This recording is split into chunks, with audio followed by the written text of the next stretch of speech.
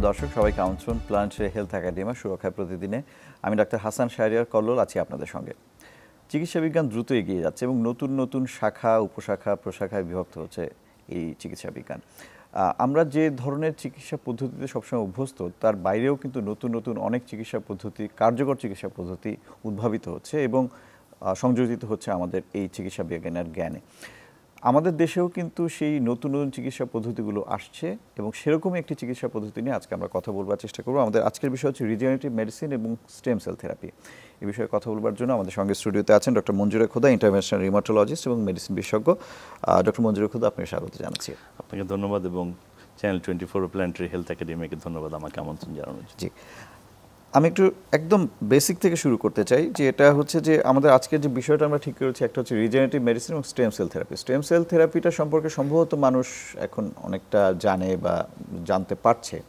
আমি একটু রিজেনারেটিভ মেডিসিনটা দিয়ে শুরু করতে চাই, কারণ আমার কাছে মনে হচ্ছে যে রিজেনারেটিভ মেডিসিনটাই হচ্ছে মূল যে জ্ঞানের শাখা, বিজ্ঞানের শাখা। সেটা রিজেনারেটিভ মেডিসিনটা আসলে কি?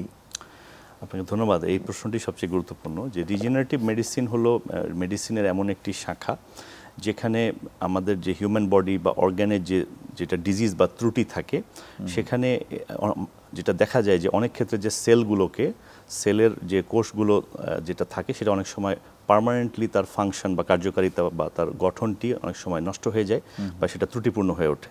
তো সেক্ষেত্রে ঔষধ বা যেটা শল্য চিকিৎসা রয়েছে, সেক্ষেত্রে দেখা যায় যে অনেকাংশে কোষগুলো তার যে ফিজিওলজিক্যাল যে কার্যক্রম বা যে রাসায়নিক যে কার্যক্রমগুলো, সেগুলো অনেক সময় ঔষধ বা শল্য চিকিৎসায় সেরে ওঠে, কিন্তু কোষগুলো কিন্তু পুনর্জাগরিত হয় না। বা একটা অর্গ্যান যখন তার অধিকাংশ কোষগুলো হারিয়ে ফেলে, তখন কিন্তু সে তার প্রত্যেক অর্গ্যানে কিন্তু তার মাতৃকোষ দেয়া আছে, যেখান থেকে সে আবার পুনর্জাগরণ হতে পারে। যেমন খুব সহজ উদাহরণ হলো লিভার ট্রান্সপ্লান্ট। বা লিভারে আমরা দেখেছি যে আমরা অল্প একটু অংশ একজনের থেকে নিয়ে সম্পূর্ণ লিভার তো একজনের থেকে নিতে হয় না। সো সেক্ষেত্রে লিভার কিন্তু নিজেই আবার রিজেনারেট করে। বোন ম্যারো ট্রান্সপ্লান্ট বা বোন ম্যারো ট্রান্সপ্লান্টের কথা, রক্ত ক্যান্সারের ক্ষেত্রে। তো সেক্ষেত্রে দেখা যায় যে ওই রকমই যে সবগুলো অর্গান, বিশেষ করে জয়েন্টস বা নার্ভাস টিস্যু, যেগুলো এতদিন পর্যন্ত ভাবা হতো যে এগুলো নতুনভাবে তৈরি করা বা প্রতিস্থাপনযোগ্য নয়, নতুনভাবে তৈরি করা যায় না। তো সবগুলো অর্গানই কিন্তু এটা রিজেনারেট করা সম্ভব আন্ডার অ্যাপ্রোপ্রিয়েট কন্ডিশন, এবং যদি কিছু কিছু শর্ত আছে। এক এক অর্গানের পুনর্জাগরিত হওয়ার শর্ত এক এক রকম, সো এক এক কন্ডিশন। তো সেটি যদি মেনটেন করা যায়, তো সেক্ষেত্রে ওই অর্গানগুলোকে আবার তার সাবেক কর্মক্ষম অবস্থায় ফিরিয়ে নিয়ে আসা সম্ভব। তো সেটির যে বিজ্ঞানটা বা মেডিকেল সায়েন্সটা, শাখাটা, সেটি হলো রিজেনারেটিভ মেডিসিন। এবং তার একটি অংশ হলো স্টেম সেল থেরাপি। কারণ রিজেনারেটিভ মেডিসিনের যে আমরা যেটা বলছি, ইটস এ মেডিসিন, মিনস এখানে সার্টেন ঔষধ থাকতে পারে যে আমরা কি দিয়ে চিকিৎসা করি। তো এগুলো কিন্তু সবই মানব শরীর থেকে সংগৃহীত উপাদান। সো সেটা কিন্তু শুধুমাত্র স্টেম সেল ছাড়াও আরও বিভিন্ন উপাদান রয়েছে, আমরা আসবো পর্যায়ক্রমে, যে কি কি উপাদান দ্বারা বা কি কি উপাদানকে ঔষধ হিসেবে বা ঔষধের বিকল্প হিসেবে ব্যবহার করে ওই অর্গানগুলোকে আবার জাগিয়ে তোলা হচ্ছে। আচ্ছা, দারুণ। স্টেম সেল থেরাপি যেহেতু সবচেয়ে বহুল প্রচলিত রিজেনারেটিভ মেডিসিনের মধ্যে, আপনি বলছিলেন যে এটা অনেকগুলো কম্পোনেন্ট বা উপাদানের একটি উপাদান। তারপরও স্টেম সেল নিয়ে একটু জানতে চাই, স্টেম সেল জিনিসটা কি? আচ্ছা, স্টেম সেল এটা অ্যাকচুয়ালি আমরা বলি যে এটা হলো মিসনোমার, মানে এটা একটা popular word. So stem cell থেরাপিটা হলো যে আপনার যে কোনো অর্গান থেকে আপনি যখন তার মাদার সেল বা তার যে মাতৃকোষ, আদিকোষ, সেটাকে সংগ্রহ করে যদি পার্টিকুলার কোনো অঙ্গে স্থাপন করেন এবং সেটি যদি ওই অর্গানের কোষে রূপান্তরিত হয়, তবেই সেটাকে আমরা স্টেম সেল বলি। যেভাবে আসলে ভ্রূণ থেকে শিশু জন্ম হয়, জি, এবং সেখানে কিন্তু ভ্রূণের আদি কোষ থাকে, সেখান থেকে বিভিন্ন ধরনের আস্তে আস্তে বিভিন্ন অঙ্গ প্রত্যঙ্গ তৈরি করে, ঠিক আছে। সবই কিন্তু প্রথমে একটা মাতৃকোষ থাকে। তো সেরকমই বিভিন্ন অর্গান ওয়াইজ যে আমাদের যে ডিফারেন্ট যে স্টেম সেলস যে কোষগুলো থাকে, সেগুলোকে আলাদা করা যায়। যেমন ধরুন যে অস্থিমজ্জায় এক ধরনের কোষ থাকে, সেটা কিন্তু সব অঙ্গ প্রতিস্থাপন করতে বা পুনর্জাগরণ করতে পারে না। আবার ধরুন যে মানুষের পেটে যে চর্বি আছে, মেদভুঁড়ির যে চর্বি বা সাবকিউটেনিয়াস ত্বকের নিচে যে চর্বি, সেটাও কিন্তু সেখান থেকে কোষ আহরণ করে, মাতৃকোষ আহরণ করে, সেটাও বিভিন্ন অঙ্গ প্রত্যঙ্গ রিজেনারেশনে উৎপাদন করা যায়। আবার দাঁতের যে পাল্প আছে, সেখানে আমরা বলি ডেন্টাল পাল্প, দাঁতের ভেতর শক্ত এনামেলের নিচে যে নরম পাল্পটা থাকে, সেখানেও কিন্তু স্টেম সেল আছে। সেটাকেও কিন্তু পৃথকীকরণ করে সেটাও আবার নিউরাল কোষ উৎপাদনে ব্যবহার করা যায়। আবার বাচ্চাদের যে নাভিরজ্জু থাকে, জন্মকালীন যে নবজাতকের যে আম্বিলিক্যাল কর্ড থাকে, সেই কর্ড থেকেও মাতৃকোষ সংগ্রহ করে বিভিন্ন অঙ্গের যে রিজেনারেশন বা পুনর্জাগরণ সেটি করা সম্ভব। তো এগুলো হচ্ছে বিভিন্ন ধরনের স্টেম সেলের উদাহরণ। জি, আপনি বলছিলেন যে এটা বিভিন্ন কাজে ব্যবহার হয়। রিজেনারেটিভ মেডিসিনের মানে কোন কোন আমাদের রোগে এটা ব্যবহার হয় বা কোন কোন অঙ্গ আপনি রিজেনারেট করতে পারেন? জি, করা সম্ভব করা সম্ভব। তো অ্যাকচুয়ালি মানে রিজেনারেটিভ মেডিসিনে এখন অবধি যে আগে একটু আমাকে সেক্ষেত্রে মানে আমরা কি কি ধরনের প্রক্রিয়া বা ঔষধাদি বা আমরা যেটা বলছিলাম যে সবই হিউম্যান বডি থেকে আমরা স্যাম্পলিং করে আমরা ব্যবহার করছি এবং সেটারই মেডিসিনাল ফাংশন আছে বা ঔষধের ক্রিয়া রয়েছে এবং সেটি অঙ্গগুলোকে বিভিন্ন রোগ লক্ষণের মুক্তি ঘটাচ্ছে, অঙ্গকে রিজেনারেট করছে। তো সেটা হলো কিছু আছে ব্লাড থেকে, ব্লাড প্রোডাক্টস, রক্তের উপাদান, যেমন রক্ত থেকে খুব সিম্পলি আমরা প্লেটলেট রিচ প্লাজমা, অনুচক্রিকা আছে এবং রক্তের লোহিত অংশ এবং শ্বেত অংশকে ছেঁকে পৃথকীকরণ করে শুধু অনুচক্রিকা সমৃদ্ধ রক্তরস, এটা একটা উপাদান, এটা খুব বেসিক উপাদান। এছাড়াও প্লাজমা ব্যতি রেখে শুধুমাত্র অনুচক্রিকাকে ব্যবহার করা যায়, শুধুমাত্র অনুচক্রিকা, পিওর প্লেটলেটস। এবং এই প্লেটলেটসের ভেতরে আমরা সাধারণত যারা চিকিৎসক তারা জানি যে এই অনুচক্রিকার ভিতরে বিভিন্ন ধরনের উপাদান আছে, বিভিন্ন গ্র্যানিউলস আছে। এই অনুচক্রিকাকে ভেঙে ফেললে সেখান থেকে এক ধরনের রস নির্গত হয়, এটাকে বলা হয় প্লেটলেট লাইজেট। আবার আরেক ধরনের রক্তের উপাদান আছে, সেটা হলো প্লেটলেট পুয়ার প্লাজমা, যেখানে শুধুমাত্র ছাঁকনকৃত প্লাজমাটাই থাকবে, কোনো অনুচক্রিকা তেমন একটা থাকবে না, সেখানে রেড সেল, হোয়াইট সেল তেমন একটা থাকবে না। সো এগুলো হচ্ছে রক্তের বিভিন্ন উপাদান, আমরা বিভিন্ন কাজে আসছি আমি কোন কোন রোগে। এরপর হচ্ছে অস্থিমজ্জা, আমরা বললাম যে বোন ম্যারো স্টেম সেল। বোন ম্যারোতে লোহিত অংশ থাকতে পারে, শ্বেত অংশ থাকতে পারে, পার্টিকুলারলি ওখানে বোন ম্যারোতে মনোনিউক্লিয়ার সেল থাকে, একটা বিশেষ ধরনের মাতৃকোষ, সেটাকে আমরা পৃথকীকরণ করে ব্যবহার করি। চর্বিতে অ্যাডিপোজ স্টেম সেল আছে, চর্বিজাত স্টেম সেল। এবং আমরা যেটা বললাম যেটা নবজাতকের যে আম্বিলিক্যাল কর্ড, সেই কর্ড থেকে এক ধরনের কোষ সংগ্রহ করা হয়, সেটাকে বলা হয় মেজেনকাইমাল স্টেম সেল। এটা আরেক ধরনের স্টেম সেল এবং এটাকেই বেসিক্যালি এখন সাধারণ ভাষায় স্টেম সেল এটা বলা হচ্ছে, যেটা হলো এই নাভিরজ্জু যেটা আম্বিলিক্যাল কর্ডের থেকে প্রাপ্ত স্টেম সেল, সেটাকে মূলত স্টেম সেল বলা হচ্ছে। বাট এটা কিন্তু স্টেম সেলের পূর্ণাঙ্গ প্যারাডাইম নয়, এটা একটা অংশ মাত্র। এবং এই কোষ থেকে অনেক সময় কিছু প্যারাক্রাইন, কিছু রাসায়নিক নির্গত হয়, আমরা বলি গ্রোথ ফ্যাক্টর, সাইটোকাইন বা আরএনএ। সো এই কোষ থেকে যে যেমন ধরুন যে আমি একটা যদি ছোট্ট উদাহরণ দিই, যে আমরা যখন কোনো ঔষধ ব্যবহার করি, যেমন ব্যথানাশক ওষুধ ব্যবহার করি, সেটা শরীরে একটা বিশেষ এনজাইমকে বন্ধ করে, কক্স এনজাইম, সেক্ষেত্রে ব্যথা নাশ হয়ে যায়। এনএসএইড আমরা খুব সহজ উদাহরণ। তো অনুরূপ এই মাতৃকোষ যে স্টেম সেলটা আমরা বললাম মেজেনকাইমাল স্টেম সেল, সেখান থেকেও কিছু কেমিক্যাল সিগন্যাল বেরিয়ে আসে, ওইগুলা শরীরের বিভিন্ন অঙ্গে, যে অঙ্গকে আমরা রিজেনারেট করতে চাইছি, সেটা ব্রেইন টিস্যু হতে পারে, স্পাইনাল কর্ড হতে পারে, অস্থিসন্ধি হতে পারে, লিভার হতে পারে, সেই সমস্ত অঙ্গে কিন্তু ওই কেমিক্যাল সিগন্যালগুলো চলে যায়, এটাকে ইংরেজিতে বলে প্যারাক্রাইন ফাংশন। সো ওই সিগন্যালগুলোকে আবার আলাদা করে, শুধুমাত্র কোষ সরাসরি ব্যবহার না করে, কারণ কোষ তো সরাসরি গিয়ে ওই সিগন্যালগুলোই প্রেরণ করবে, সো ওই সিগন্যালগুলোকে আলাদা করে, এটাকে বলা হয় এক্সোসোম, এক্সট্রাসেলুলার ভেসিকেলস, তো সেটাও আলাদা করে ব্যবহার করা যায়। এগুলো সবই রিজেনারেটিভ মেডিসিনের অংশ। এখন আপনার যে প্রশ্ন ছিল যে এগুলো কোন ক্ষেত্রে আমরা ব্যবহার করছি, বেসিক্যালি সবচেয়ে বহুল ব্যবহৃত হচ্ছে জয়েন্ট রিজেনারেশনে, যেখানে আমি কাজ করি, রিউমাটোলজি, অস্থিসন্ধি রিজেনারেশনে, অস্থিসন্ধিতে যে বিভিন্ন ধরনের যে ক্ষয়জনিত যে ডিজেনারেশন হয়, কার্টিলেজ চলে যায়, লিগামেন্টের ত্রুটি ঘটে, ছেঁড়া থাকে, মেনিসকাসের ত্রুটি ঘটে, বা কোনো ধরনের টেন্ডনের ত্রুটি ঘটে, এগুলোতে ব্যবহার করা যায়। এটা আরেকটা ধরুন যে অস্থিসন্ধি অনেক সময় ভেঙে গিয়ে পর্যাপ্ত জোড়া লাগে না, ফ্র্যাকচারগুলো নন ইউনিয়ন থাকে, এই নন ইউনিয়নে ব্যবহার করা যায়। নন ইউনিয়নকে কিন্তু অনেক সময় যেটা দেখা যায় যে প্রস্থেসিস করে জোড়া লাগাবার চেষ্টা করা হয়েছে কিন্তু হচ্ছে না, তো সেক্ষেত্রে এটা করা হয়। আবার ধরুন যে কোনো ধরনের উন্ড, যে কোনো ধরনের ক্ষত, যেটা দীর্ঘদিন ধরে পচনশীল, অ্যান্টিবায়োটিক রেজিস্ট্যান্ট হয়ে গেছে এবং রক্তনালীগুলো বন্ধ, ক্ষতস্থানটা ঢাকা যাচ্ছে না, সেটা রিজেনারেশন করার জন্য কিন্তু আমরা এই স্টেম সেল ব্যবহার করছি। আবার ধরুন যে রক্তনালীর ব্লকেজ হয়ে গিয়েছে, পেরিফেরাল ভাস্কুলার ডিজিজ, সেটা হার্টে হতে পারে, পায়ের রক্তনালীতে হতে পারে, ধূমপানজনিত কারণে বা যে কোনো কারণেই হোক না কেন, তো সেটা যে রক্তনালীর মধ্যে যে প্ল্যাক জমে, সেটা মানে ক্লিয়ার করবার ক্ষেত্রেও কিন্তু স্টেম সেল কাজ করছে।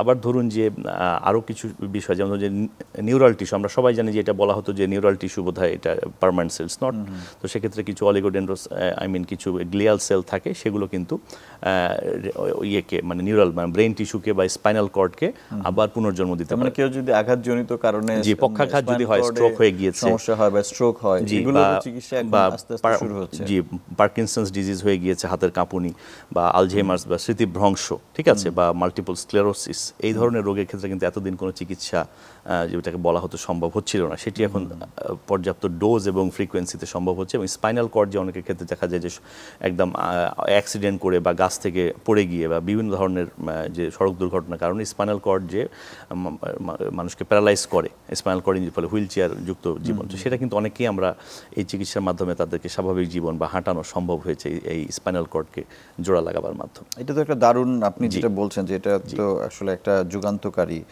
আবিষ্কার। তো বৈজ্ঞানিক ভিত্তি কি, মানে আপনাদের এই যে আপনারা চিকিৎসাটা দিচ্ছেন, ডেফিনেটলি যেহেতু আপনারা বলছেন যে ইটস রিজেনারেটিভ মেডিসিন, তার মানে হচ্ছে এটা কিন্তু একটা চিকিৎসা বিজ্ঞানের একটা শাখা, তার মানে যথেষ্ট তথ্য উপাত্ত প্রমাণ সহকারেই কিন্তু এই শাখাটা বেড়ে উঠছে বলে আমি ধারণা করছি। তো এই বৈজ্ঞানিক ভিত্তিটা কীরকম, বা এটা কী ধরনের গবেষণার পরে এই চিকিৎসাটা ব্যবহৃত হচ্ছে? কি খুব ভালো প্রশ্ন করেছে। এটাই মূলত বিজ্ঞানের ভিত্তি, যে এটা 1990-এর দশকে, 90-এর পরে আর্নল্ড ক্যাপলান, উনি সর্বপ্রথম ইউএসএতে ওনাকে স্টেম সেলের জনক বলা হয়। স্টেম সেল হয়তো আবিষ্কার হয়েছে আরও 100 বছর আগে, বাট এটাকে ক্লিনিক্যালি কি নীতিমালার আওতায় ব্যবহার করা হবে সেটা সর্বপ্রথম আর্নল্ড ক্যাপলান, উনি সম্প্রতি গত হয়েছেন।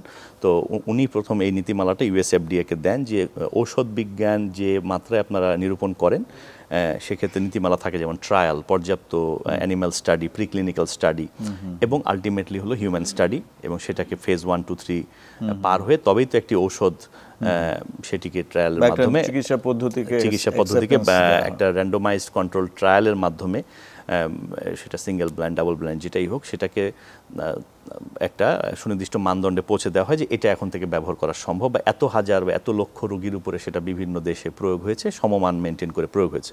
তো উনি সেটি বলেন যে সেল সায়েন্সকে, সেলের যে সেল বেসড বা হিউম্যান বায়ো প্রোডাক্ট বলা হচ্ছে, এগুলোকে বায়ো প্রোডাক্টস। সো এই বায়ো প্রোডাক্টসগুলোকে তারা আমেরিকাতে একটা বডি করে, সেটা হলো American association of biotherapies and blood and biotherapies, AABB।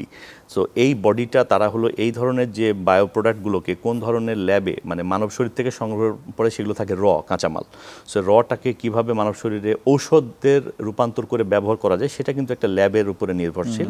এবং ল্যাব যদি সঠিক মাত্রার সঠিক ডোজ, যেমন ঔষধের সঠিক ডোজ রয়েছে এত মিলিগ্রাম, এত মাইক্রোগ্রাম, এবং সেটি স্ট্যান্ডার্ডাইজড ডোজ কিনা, বা নিম্ন ডোজ কিনা, মিডিয়াম ডোজ কিনা, উচ্চ ডোজ কিনা, বা ওভার ডোজ কিনা, ঠিক আছে, বা টক্সিসিটি, একটা রোগীর শরীরের জন্য যতটুকু উপযুক্ত সেটাকে আমরা বলি হলো এফিকেসিয়াস ডোজ। তো সেই ডোজটা ল্যাব নিরূপণ করে বিভিন্ন ধরনের, যেটা আমরা বললাম প্রিক্লিনিক্যাল স্টাডির উপরে। এটা আর্নল্ড ক্যাপলান এবং পরবর্তীতে অন্যান্য সায়েন্টিস্টরা করেছেন, এবং উনি ছিলেন ডক্টর। এবং তারপরে এটাকে ইউএসএতে প্রায় 1250-এর উপরে ট্রায়াল বিভিন্ন প্রোডাক্ট নিয়ে চলমান রয়েছে, প্রায় সুদীর্ঘ 30-35 বছর যাবত। এবং সর্বশেষ আমরা যেটা দেখলাম যে এই যে বায়ো প্রোডাক্টগুলো, এগুলো বিভিন্ন ল্যাব থেকে, যে ল্যাবগুলো এটা বানাবে সেই ল্যাবেরও কিন্তু বিশ্ব স্বাস্থ্য সংস্থা কর্তৃক GMP স্বীকৃতি থাকতে হবে, এবং সেটাকেও AABB অ্যাক্রেডিটেড হতে হবে। সেই ল্যাবে এই প্রোডাক্টগুলো নির্দিষ্ট ডোজে এবং মাত্রায় উৎপাদন হবে, এবং ফিজিশিয়ান, মানে যিনি ব্যবহারকারী চিকিৎসক বা বিশেষজ্ঞ চিকিৎসক, কোন অঙ্গে কতটুকু ডোজ ব্যবহার করলে সেই ডিজিজটিকে নিরাময় করা সম্ভব, বা লক্ষণ সম্পূর্ণ নিরাময় না হলেও লক্ষণ নিরসন করা সম্ভব, সেটির কিন্তু নির্দিষ্ট মানে রোগওয়ারি গাইডলাইন আছে। এবং সেই গাইডলাইনগুলো স্থাপিত হয়েছে বহির্বিশ্বে, পশ্চিমা বা বিভিন্ন চায়না বা আরও ভারত সহ অন্যান্য দেশের যে ট্রায়ালগুলোর মাধ্যমে। এবং এই ট্রায়ালগুলোকে আবার মেটা অ্যানালাইসিস করে, রিভিউ করে আবার একটা সামষ্টিক ডাটা তৈরি করা হয়েছে, এবং সেটার বেসিসে আমরা বাংলাদেশে এটাকে 3 বছর ধরে চালাচ্ছি। তার মানে এটা আসলে দীর্ঘদিন ধরে গবেষণার মাধ্যমে এটা করা হচ্ছে, এটা করা হয়েছে কেউ একজন এসে। এবং এটা সুখবর যে এই মেইন স্ট্রিম মেডিসিনে, ট্র্যাডিশনাল মেডিসিনে এখন এই জন্য ইন্টিগ্রেটিভ মেডিসিন নামে শাখা চালু হয়েছে, যেটা এই রিজেনারেটিভ মেডিসিনকে ট্র্যাডিশনাল মেডিসিনের সাথে ব্রিজ করতে পারে, যাতে মেলবন্ধন করে কোথায় কোনটা, যে জায়গাটাতে অনেক ক্ষেত্রে দেখা যায় যে আপনার ট্র্যাডিশনাল মেডিসিনের যে চিকিৎসার যে সফলতা, সেটি অনেক সময় আমরা এসে দেখি যে আশাব্যঞ্জক হচ্ছে না, তখনই কিন্তু মানুষ রিজেনারেটিভ মেডিসিনের সন্ধানে এখনো পর্যন্ত এত দূর আসা সম্ভব হয়েছে। জি, আমাদের দেশে আপনারা চিকিৎসা যে করছেন, এটার আপনাদের ডেটা কি বলছে? আপনারা কি আন্তর্জাতিক মানদণ্ড বজায় রেখে করতে পারছেন কিনা? জি, এটাও খুব একটা ভালো প্রশ্ন করেছেন। এটি যখন শুরু হয় তখন এটা প্রথমে যেহেতু ব্যথা বিজ্ঞান সবচেয়ে এগিয়ে রয়েছে এই সায়েন্সের ক্ষেত্রে এবং পৃথিবীব্যাপী তাই। তো বিশেষ করে এখন ওয়ার্ল্ডের যত স্পোর্টসম্যান তারা কিন্তু এখন আর সার্জারি করতে চান না। তারা যে কোনো ধরনের স্পোর্টসকালীন যে ইনজুরি হয় তারা কিন্তু প্রথমে রিজেনারেটিভ মেডিসিনের সর্বোচ্চটা দেখেন, then the last resort is surgery. So সেই হিসেবে আমরা এখানে যখন আমরা শুরু করলাম আমরা দেখলাম যে ব্যথা এবং অস্থিসন্ধির ক্ষয়, যেটাকে বলে অস্টিও আর্থ্রাইটিস, এইটা আমাদেরকে ওষুধ প্রশাসন অধিদপ্তর এবং বিএমআরসি থেকে এই ইন্ডিকেশনে ব্যবহার বিধিটা প্রমাণ করার একটা ট্রায়ালের অনুমতি দেওয়া হলো এবং সেটি তখন আমরা এটা আবার অনুমতি সেটাও আসলো যেটা কি অটোলোগাস স্টেম সেল দেওয়া হবে নাকি অ্যালোজেনিক দেওয়া হবে, অর্থাৎ রোগীর শরীর থেকে নিজের শরীর থেকে আহরিত স্টেম সেল দেওয়া হবে নাকি রোগীর শরীর ব্যতীত নবজাতকের আম্বিলিকাল কর্ড থেকে স্টেম সেল সংগ্রহ করে দেওয়া হবে। তখন সেটা এই অ্যালোজেনিক বা মেজেনকাইমাল স্টেম সেলের এই প্রোডাক্টটি এইটিকে নির্ধারণ করা হয় যে এটি হলো মানে, এবং এটা নির্ধারণ করার জন্য যে সায়েন্টিফিক রিসার্চের ব্যাকগ্রাউন্ড দেওয়া হলো যে এত হাজার রোগীর উপর এটা প্রয়োগ করে বিভিন্ন দেশে এটার অনুমোদন হয়েছে। তো তখন সেটিকে ডিজিডিএ আমাদেরকে একটা ট্রায়াল বা মানুষের উপর একটা ট্রায়াল রান করতে বলেন এবং সেই ট্রায়ালটি সফলভাবে রান করার পরে এবং সেটাকে বলা হয় পোস্ট অ্যানালাইসিস, যে 6 মাস পরে বা অস্টিওআর্থ্রাইটিস বা হাঁটুর ক্ষয়টা আসলেই ভালো হয়েছে কিনা সেটা ইমেজিংয়ের মাধ্যমে এমআরআইয়ের মাধ্যমে প্রমাণ করে তবেই সেটার ব্যবহারের অনুমতি মিলেছে। এবং এটা যখন সফলভাবে প্রমাণিত হলো একটা ইন্ডিকেশন অস্থিসন্ধি ক্ষয়ের বা অস্টিওআর্থ্রাইটিস, তখন কিন্তু তারা বাকি ইন্ডিকেশনগুলোকেও অনুরূপ ট্রায়াল যাকে বলা হয় নাম্বার অ্যাচিভ করে ব্যবহার বিধির অনুমতি দিয়েছেন। তার মানে হচ্ছে যথেষ্ট পরিমাণ বৈজ্ঞানিক গবেষণা এবং ভিত্তির উপরে আপনারা চিকিৎসাটা চালিয়ে যাচ্ছেন। এবার একটু আসি যে এই যে আপনি বলছিলেন যে একটা বাচ্চার কর্ড থেকে আম্বিলিকাল কর্ড থেকে এটা কালেকশন করা এবং তারপরে এটাকে আবার আরেকজন মানুষের শরীর, তার পুরো পদ্ধতিটা আমার কাছে মনে হচ্ছে যে এটা খুবই কিন্তু হাইটেক, উচ্চ প্রযুক্তি সম্পন্ন এবং হচ্ছে যে এখানে অনেক ধরনের বায়ো সেফটি বা এটার যে নিরাপত্তা, প্রযুক্তিগত নিরাপত্তা বলেন কিংবা মানুষের সংক্রমণের নিরাপত্তা, এই বিষয়গুলো কিন্তু খুব গভীরভাবে জড়িত। তো বাংলাদেশে আপনারা এটা কি সঠিকভাবে মেনটেন করতে পারছেন কিনা? জি, এটার জন্য খুবই একটা গুরুত্বপূর্ণ প্রশ্ন করেছেন যে আম্বিলিকাল কর্ডটা যখন এটা কার নাভিরজ্জু আমরা নিচ্ছি সেটা স্ক্রিনিং করার জন্য আগে একটা গর্ভাবস্থার মানে শুরুতেই এটা সুস্থ মা এবং সুস্থ বাচ্চাকে সিলেকশন করা হয় এবং এমন পরিবারকে সিলেকশন করা হয় যেখানে কোনো জেনেটিক ব্যাধি উপস্থিতি নেই। তো স্ক্রিনিংয়েই কিন্তু অনেকটা নিরাপত্তার বিষয়গুলো কাভার হয়ে যায়। তারপরে সেটা তো হলো মৌখিক বা একটা হিস্ট্রি, ঠিক আছে, রোগের ইতিহাস। তারপরে যখন আম্বিলিকাল কর্ডটা যখন প্রকৃতপক্ষে যখন মায়ের গর্ভ থেকে বেরিয়ে আসে এবং সেটা যখন ল্যাবে উপস্থিত হয়, সেটাকে প্রথমত মায়ের শরীরে গর্ভকালীন কোনো সংক্রামক ব্যাধি ছিল কিনা সেগুলো রক্ত পরীক্ষার মাধ্যমে প্রমাণ করা হয় এবং অনুরূপ কর্ডের সেলগুলোতে ওই জীবাণুগুলো অনুপস্থিত আছে কিনা সেটা টোটাল স্ক্রিনিং করা হয়। এটাকে বলে কোয়া মিনস সার্টিফিকেট অফ অ্যানালাইসিস। এটা ওয়ার্ল্ডের যে কোনো জায়গায় যে কোনো ল্যাব কর্তৃক যদি কোনো স্টেম সেল প্রোডাক্টকে ব্যবহার বিধির অনুমতি দিতে হয় তাহলে এই সার্টিফিকেট অফ অ্যানালাইসিস পার হতেই হবে এবং সেখানে চেকলিস্ট রয়েছে, যে নির্দিষ্ট মানদণ্ডের চেকলিস্ট রয়েছে, সবগুলোতে টিক চিহ্ন পড়লেই তবেই সেটি ব্যবহার যোগ্যতা অর্জন করবে এবং সেটি আগে থেকেই ডিজিডিএ বা লোকাল এফডিএ যেটাকে বলে, যে পার্টিকুলার দেশের লোকাল এফডিএ কর্তৃক সেটি অনুমোদিত হতে হবে। তো সেগুলো অনুসরণ করা হয় এবং সেই পরীক্ষাগুলো পার হওয়ার পরে এই মাতৃকোষটি যেটি সংগ্রহ করা হলো সেটি কি সাধারণ মাতৃকোষ নাকি রিয়েল স্টেম সেল, এটি কি আসলেই বিভাজন ক্ষমতা সম্পন্ন কিনা বা এটি কোনো অঙ্গ রিজেনারেট করতে পারে কিনা সেটি পর্যন্ত পরীক্ষা করা হয় এবং সেটি প্রমাণ হওয়ার পরে ওই ব্যাচটাকেই কিন্তু সিলেক্ট করা হয়। অন্য ব্যাচগুলোকে কিন্তু যেগুলো রিজেনারেটিভ পটেনশিয়াল নেই সেগুলোকে কিন্তু বাতিল বলে ঘোষণা করা হয়। কিভাবে আপনারা একটা মাকে এবং বাচ্চাকে আগে থেকে স্ক্রিনিং করে করে একটা নির্দিষ্ট জায়গায় পৌঁছে দেন এবং সেখান থেকে আসলে আপনারা এই স্টেম সেলটি কালেক্ট করার চেষ্টা করেন। এর পরবর্তী প্রসেসটা কি? আপনারা ওখান থেকে কালেক্ট করলেন, করার পরে আপনারা কি করেন? আচ্ছা, যখন এই নাভিরজ্জুটি যখন সংগ্রহিত হয়ে গেল, সংগ্রহ করার পরে নির্দিষ্ট সময়ের মধ্যে যখন ল্যাবে উপস্থিত হয় সেটাকে প্রসেস করে এখান থেকে একটা নাভিরজ্জুর মধ্যে কিন্তু অনেক ধরনের উপাদান থাকে, রক্তনালী কোষ, তার দেয়াল বা আমরা বলি আম্বিলিকাল কর্ড ওয়াল, হোয়াটনস জেলি। তো এখানে এরকম অংশভেদে কিন্তু স্টেম সেলের পার্থক্য রয়েছে। হ্যাঁ, তো সেই অনুযায়ী তখন কোনটা বেস্ট অংশ থেকে সংগৃহীত স্টেম সেল হতে পারে সেটিকে পৃথক করে সেটাকে তখন ওই যেটা আমরা বললাম যে জীবাণু সংক্রমণ আছে কিনা সেটা পরীক্ষা করা হয় এবং এগুলো প্রকৃত প্রকৃতপক্ষে স্টেম বা তার যে মাতৃকোষ এই ভূমিকা রয়েছে কিনা সে ডিফারেন্সিয়েট করতে পারে কিনা এই যোগ্যতাটাও নিরূপণ করা হয়। এবং তারপরে সেটা যেমন আমাদের খেলোয়াড়দের গায়ে কিন্তু বিভিন্ন নাম্বারের জার্সি থাকে, যেমন দূর থেকে আমরা যদি দেখি যে CR7 তাহলে এটা বুঝতে পারি রোনালদো, তার চেহারা দেখতে হবে, এটা বাধ্যতামূলক নয়, ঠিক আছে? তো এরকম এই সেলগুলোর গায়েও কিছু মার্কার থাকে, জার্সি নাম্বার থাকে, ওইগুলা যদি থাকে উপস্থিত থাকে তবেই প্রমাণ হবে যে সে রিয়েল স্টেম সেল। এবং সেটি প্রমাণযোগ্যতা একটা হাইটেক, আপনি যে বলেন যে উচ্চ প্রযুক্তির বিষয় ফ্লো সাইটোমেট্রি, সেটি করবার পরে তারপরে এটাকে আবার কালচার করতে হয়, কারণ একটা দুইটা সেল দিয়ে তো আসলে অঙ্গ রিজেনারেট করা সম্ভব না, সেটাকে মিলিয়ন্স বা বিলিয়ন্স অফ সেল বা কলোনি দরকার। তো সেই বড় করে তোলা হয়। জি, তো সেই সেলটাকে তখন আবার ব্যাচ ওয়াইজ কালচার করা হয়, এবং কালচার করলেই যে একটা সেলগুলো অনেকগুলো সেল আছে অকার্যকর হয়ে যেতে পারে। তো সেই কালচারের পদ্ধতিটা হচ্ছে সবচেয়ে গুরুত্বপূর্ণ। এই কারণে বিশ্ব স্বাস্থ্য সংস্থার গাইডলাইন আছে, এবং এই কালচার যদি কোনো কারণে বিভ্রান্তিমূলক কালচার হয় তাহলে কিন্তু উচ্চ কালচার হয়ে গেলে টিউমার হয়ে যেতে পারে, মানে স্টেম সেলটা শরীরে প্রয়োগের পরে অতি উচ্চ বিভাজিত হবে, টিউমার রূপান্তরিত হবে, ঠিক আছে? সেটা টিউমার ক্যান্সার হোক বা নন ক্যান্সার যেটাই হোক। তো সে কারণে এই স্টেম সেলটা যখন তারা কালচার করে তার কলোনি সংখ্যা বাড়ানো হচ্ছে, কারণ আমার তো পর্যাপ্ত ডোজ দরকার, কততম বংশে গেলে, কততম জেনারেশনে গেলে সেটি টিউমার করবে না, আবার এটা ডিজেনারেশন মানে অর্গান রিজেনারেশন হবে, সেটি কিন্তু নির্ধারিত রয়েছে। এবং সেটি আন্তর্জাতিক মানদণ্ড রয়েছে যে এত থেকে এত বেশি হতে পারবে না। তো সেই মানদণ্ডটা মেনটেন করে ওই ব্যাচকে ওই ডিভিশনটা ওইখানেই রহিত করে দেওয়া হয়, মানে স্থগিত করে দেওয়া হয়, এবং তারপরে সেটিকে ক্রায়ো প্রিজার্ভ করা হয়, এবং ব্যবহার বিধির সময় সেটাকে তখন আবার ক্রায়ো প্রিজার্ভ থেকে আবার জাগিয়ে তুলে ওই অবস্থাতেই তখন লাইভ অবস্থায় শরীরে স্থাপন করা হয়। এটাকে বলা হয় স্টেম সেল ট্রান্সপ্লান্টেশন। তাহলে এই মোটামুটি হচ্ছে পদ্ধতিটা। তাহলে আপনি যে পদ্ধতি থেকে বলছিলেন সেখানে যেহেতু উচ্চ প্রযুক্তির যন্ত্রপাতি এবং মানব সম্পদ ব্যবহৃত হয়, আপনাদের যে যারা কাজ করছেন আপনাদের ল্যাবে, চিকিৎসক এবং যারা প্রযুক্তিবিদ বা যারা বিজ্ঞানী, তারা কিভাবে প্রস্তুতি নিয়েছেন বা ট্রেনিং ফ্যাসিলিটিগুলো কিভাবে ছিল? আচ্ছা, এটি খুব গুরুত্বপূর্ণ বিষয়। সেটা হলো যে একটা হলো হার্ডওয়্যার বা আপনার যন্ত্রপাতি স্থাপন, এবং সেই হার্ডওয়্যার ব্যবহার বিধি জানা, এবং ব্যবহার বিধিটাকে সকল ব্যাচের জন্য, যেমন ধরুন যে আপনি দেখবেন যে একটা ফার্মাসিউটিক্যাল কোম্পানিতে যদি প্যারাসিটামল উৎপাদন হয়, সব ব্যাচ যে সঠিকভাবে উৎপাদিত চেষ্টা করে তারা, অনেক সময় কিছু ত্রুটি ঘটে, তখন ওই ব্যাচটাকে কিন্তু সরিয়ে ফেলা হয়। কোনো কারণে মার্কেটে এসে গেলে তখন কিন্তু সেই ব্যাচের দরুন আমরা দুর্ঘটনা ঘটতে দেখেছি। সামান্য প্যারাসিটামলের জন্য শিশু মৃত্যু ঘটনা আমরা দেখেছি ব্যাচের সমস্যার জন্য।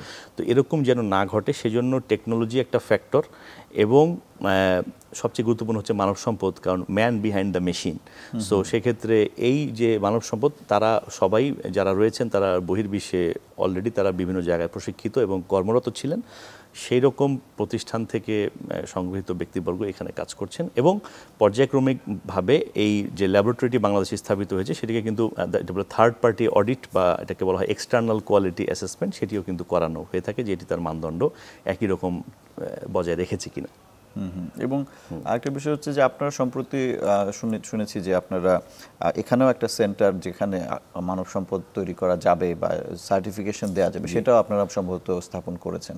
জি, এটা করা হয়েছে, এটা চিকিৎসকদের জন্য, এবং অ্যাজ ওয়েল অ্যাজ যারা হলো প্রফেশনাল ডিগ্রিধারী সায়েন্টিস্ট বা এই বায়োথেরাপিস্ট বা বায়োটেকনোলজি বা জেনেটিক ইঞ্জিনিয়ারিংয়ে ডিগ্রিপ্রাপ্ত বিজ্ঞানী, তাদের জন্য যেটা ব্যবহার বিধিটা যেন স্ট্যান্ডার্ডাইজ হয়, এবং সেটা যেমন অনেক সময় দেখা গেছে যে বহির্বিশ্বের মধ্যে, আমি বলছি যে বিভিন্ন আমাদের প্রতিবেশী দেশ বা থাইল্যান্ড, অনেক কিন্তু ভূঁইফোড় স্টেম সেল ল্যাব আছে, ইভেন পশ্চিমা দেশে প্যানামাতে আছে, দক্ষিণ আমেরিকায় মেক্সিকোতে আছে। তো এগুলোতে অনেক ক্ষেত্রে যেটা হয় যে চিকিৎসাগুলো কিন্তু ট্রায়াল ছাড়াই, স্ট্যান্ডার্ডাইজ ছাড়াই সেটাকে ব্যবহার করার চেষ্টা করা হয়, এবং সেক্ষেত্রে অনেক ক্ষেত্রে রোগী জটিলতা এবং আইনি বিষয় চলে আসে। তো সেটাকে যেন না হয় সেজন্য ডিজিডিএ যে স্ট্যান্ডার্ডাইজেশন গাইডলাইন দেওয়া হয়েছে, সেটার জন্য কিন্তু সকল চিকিৎসক যাতে ট্রেন্ড ওয়েতে, যেহেতু এখন বাস্তবতা হলো যে আমাদের যে ট্র্যাডিশনাল যে মেডিকেল কোয়ালিফিকেশন, সেখানে কিন্তু নাইদার বই পুস্তক নট যে ফ্যাকাল্টি, তারা কিন্তু এখনো রিজেনারেটিভ মেডিসিন সম্পর্কে অবগত, কারিকুলামের অংশ না, এখন কারিকুলামের অংশ না হওয়াটাই স্বাভাবিক, এটা পৃথিবীর অন্যান্য দেশেও কারিকুলামের অংশ নয়। তো সেক্ষেত্রে শেখার কোথায় শিখবে, তো সেক্ষেত্রে একটা আলাদাভাবে স্ট্যান্ডার্ডাইজ একাডেমি দরকার, এবং সেখানে এটাকে ডিগ্রিটাও আবার আন্তর্জাতিক মানদণ্ড সম্পন্ন হতে হবে, এবং সেটি করা হয়েছে। জি, এবারে আসি যে এটা খরচ, কারণ হচ্ছে যে আপনি যেভাবে বললেন এই মান বজায় রাখতে হলে, এবং যেভাবে আপনি বলছিলেন যে এটার যে হাইটেক মেশিনারিজ এবং অন্যান্য সব কিছু, এটা কি খুব ব্যয়বহুল হয়ে যাচ্ছে কি? আচ্ছা, এটা একটা ভালো প্রশ্ন। সেটা হলো যে রিজেনারেটিভ মেডিসিনের কিন্তু অনেকগুলো উপাদান আছে। আমি বললাম রক্ত থেকে সংগৃহীত যে কোষ, সেটির কিন্তু ব্যয় খুব বেশি নয়, খুবই মানে স্বল্প খরচ বা মধ্যম মানের খরচ। তো আবার যে রক্তের উপাদানগুলোর পাশাপাশি অস্থিমজ্জা বা চর্বিজাত যে উপাদানগুলো রয়েছে, যেগুলো আমরা ওগুলোও কিন্তু অটোলোগাস স্টেম সেল, সেগুলোও কিন্তু খুব বেশি ব্যয়বহুল নয়। এখন আসছি যেটা আপনার হলো কর্ড, আম্বিলিক্যাল কর্ড থেকে কালচার করা যে স্টেম সেল, যেটাকে মেজেনকাইমাল স্টেম সেল বলা হচ্ছে, এটা একটু ব্যয়বহুল বলতে পারেন। তবে সেটা বহির্বিশ্বে অন্যান্য যে দেশগুলো সমসাময়িকভাবে চিকিৎসা দিচ্ছে, তাদের মধ্যে ইভেন এশিয়ার মধ্যে সবচেয়ে কম খরচ বাংলাদেশ প্রদান করছে, এবং সেটাও আমরা বলবো যে 3 ভাগের 1 ভাগ। অন্য যে কোনো দেশের তুলনায় আমরা অনেক কম খরচে বাংলাদেশে এখনো পর্যন্ত, কিন্তু সেটি এখন একটি বিষয় আছে। যদি আপনার ডোজটা যদি সীমিত লাগে, সেক্ষেত্রে মধ্যবিত্তও অ্যাফোর্ড করতে পারে। ডোজ যদি কোনো রোগের ডোজ আছে, অনেক উচ্চ ডোজ প্রয়োজন হয়, সেক্ষেত্রে হয়তো বা সেক্ষেত্রে কিছুটা ব্যয় সাপেক্ষ হয়। বুঝতে পারছি। এবার আসি যে আপনাদের এই স্টেম সেল থেরাপি এবং রিজেনারেটিভ মেডিসিনের আপনি প্রয়োগের কথা বলছিলেন যে বিভিন্ন জায়গাতে আপনারা প্রয়োগ করছেন। এবারে স্পেসিফিক আপনার যেটা রিউমাটোলজিতে, সেইটার প্রয়োগটা যদি আমরা একটু দেখার চেষ্টা করি, যে রিউমাটোলজি বা এই যে অস্থি সন্ধির যে জটিলতাগুলো বা সমস্যাগুলো, সেখানে কোথায় কোথায় আপনারা এটা ব্যবহার করছেন এবং কীরকম ফল পাচ্ছেন? জি, ধন্যবাদ। আমি যে সাবজেক্টে কাজ করি সেটা হলো ইন্টারভেনশনাল রিউমাটোলজি। এটা বাংলাদেশে একটি বলতে পারেন যে একটি মানে সম্পূর্ণ নতুন শাখা। তো ইন্টারভেনশনাল রিউমাটোলজির কাজ হলো যে রোগগুলো, যেমন রিউমাটোলজির একটা বৃহৎ রোগ হচ্ছে অটো ইমিউন ডিজিজ, যেগুলো যেমন ধরুন যে রিউমাটয়েড আর্থ্রাইটিস, এসএলই বা স্পন্ডাইলো আর্থ্রাইটিস, এগুলো কিন্তু শুধু যে অস্থিসন্ধির সমস্যা তা নয়, এটা কিন্তু একটা ইমিউন সিস্টেমের সমস্যা। রোগ প্রতিরোধ ব্যবস্থা বিগড়ে গেছে, আপনার রোগ প্রতিরোধ ব্যবস্থা আপনার বিরুদ্ধে কাজ করছে, অটো ইমিউন ডিজিজ। যেমন ধরুন যে আপনার বাসায় প্রহরী রেখেছেন আপনাকে সুরক্ষা দেওয়ার জন্য, প্রহরী আপনার বাসায় চুরি করছে, তো সেরকমই ঘটনা ঘটে যে ইমিউন সিস্টেম আপনার বিরুদ্ধে কাজ করছে। সেক্ষেত্রে কিন্তু শুধু অস্থিসন্ধি যে আক্রান্ত হয় তা না, আপনার রক্তনালী, হার্ট, লিভার, কিডনি, মস্তিষ্ক, সব অঙ্গ প্রত্যঙ্গই একই রকম এই ধরনের রিউমাটোলজিক্যাল ডিজিজে আক্রান্ত হতে পারে। সেক্ষেত্রে ইমিউন সিস্টেম কারেকশনের জন্য রিজেনারেটিভ মেডিসিনের একটা পার্ট রয়েছে, সেটা হলো আমরা শিরাপথে স্টেম সেল প্রয়োগ করে এই বিগড়ে যাওয়া ইমিউন সিস্টেম, বিশেষ করে টি সেল বলে, রক্তের একটা সেল আছে টি সেল, এইটাকে আমরা চিকিৎসার আওতায় নিয়ে আসি। এটা হলো একটা পার্ট। তো এটার জন্য, এটা যেহেতু এই ধরনের রোগের ক্ষেত্রে ইমিউন সিস্টেমকে যুক্ত ইমিউন সিস্টেমকে ত্রুটিমুক্ত করার জন্য বা রোগ লক্ষণকে প্রশমিত করার জন্য এটাতে একটু উচ্চ ডোজের প্রয়োজন হয়, মধ্যম থেকে উচ্চ ডোজের প্রয়োজন হয়। এবং দেখা যাচ্ছে যে অনেক ক্ষেত্রে একটি সেশনে না হয়ে একাধিক সেশন লাগে। তবে যদি ভালোভাবে মানে রোগের মাত্রা যদি সীমিত থাকে, সেক্ষেত্রে একটি সেশনে হয়ে যেতে পারে।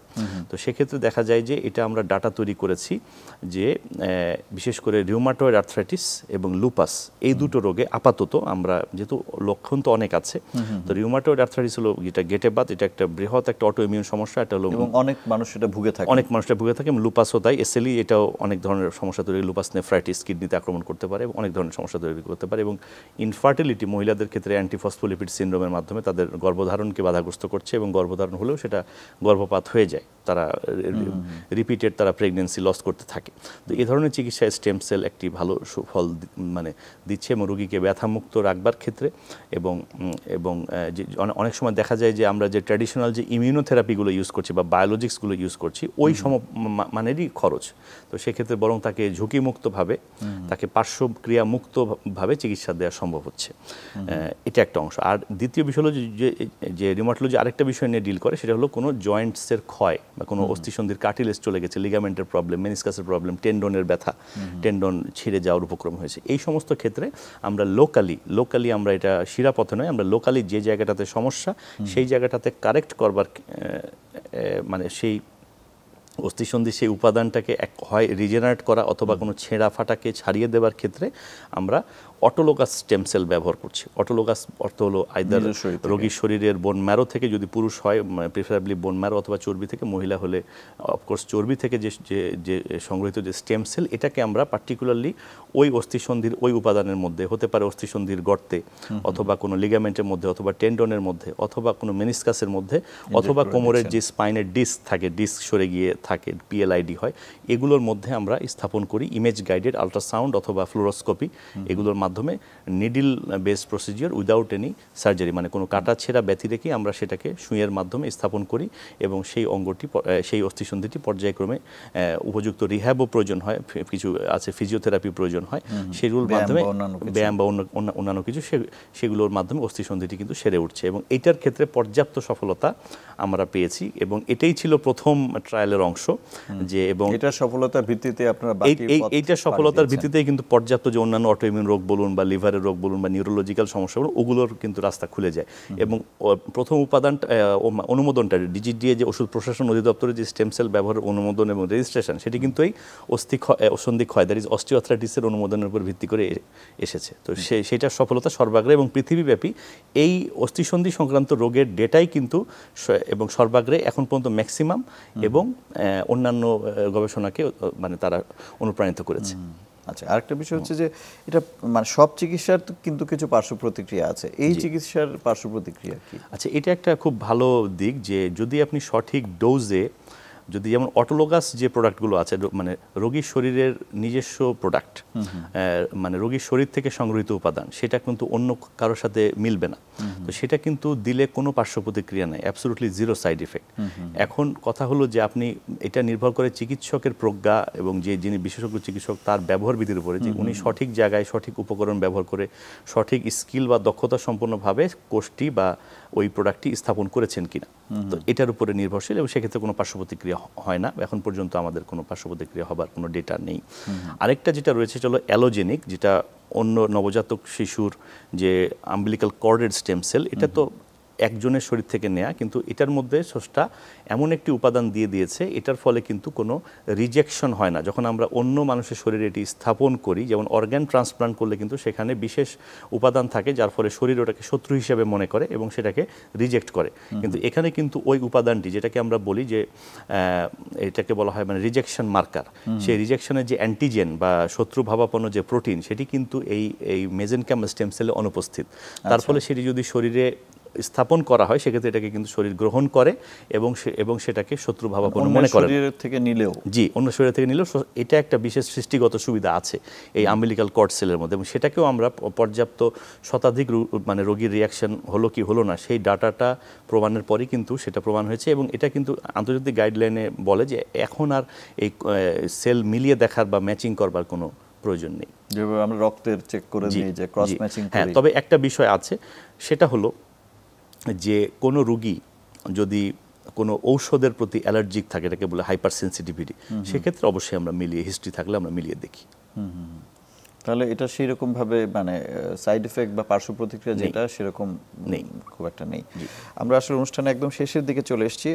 আপনাকে অনেক ধন্যবাদ যে একটা নতুন বিষয় নিয়ে আপনি আমাদেরকে জানালেন এবং আমার মনে হয় যে আমাদের যারা দর্শক আজকে যারা দেখছেন তারাও এই বিষয়টা সম্পর্কে অনেকেই জানলেন এবং যারা আগে হয়তো অল্প কিছু জানতেন তারাও এটার বিস্তারিতভাবে বুঝলেন যে এটার কোন কোন খাতে কিভাবে ব্যবহার করা যায়।